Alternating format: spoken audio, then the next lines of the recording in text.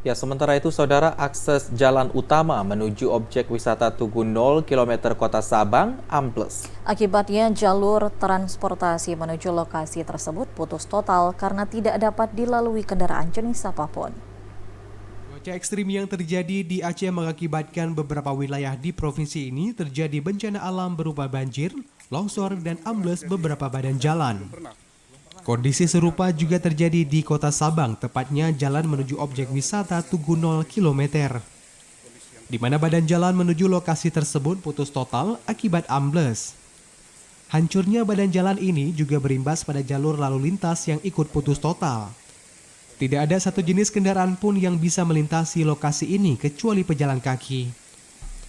Meski demikian, untuk menuju jalan ke Pantai Gapang maupun Pantai Tepin Layu Iboh saat ini sudah dapat dilalui jenis roda 4, namun harus ekstra hati-hati karena terdapat genangan air dan lumpur. Sedangkan untuk jalan menuju 0 km masih ditutup. Meskipun ditutup, ada sejumlah wisatawan yang nekat masuk dengan menggunakan roda 2 dengan memotong jalur, baik dari arah pantai Pasir Putih maupun melintasi kebun warga setempat. Para pengendara dan warga diharapkan berhati-hati terutama saat turun hujan, karena masih berpotensi adanya aliran air dari ketinggian bukit di sisi kiri kawasan jalan. Dari Sabang, Mahfud TVRI melaporkan.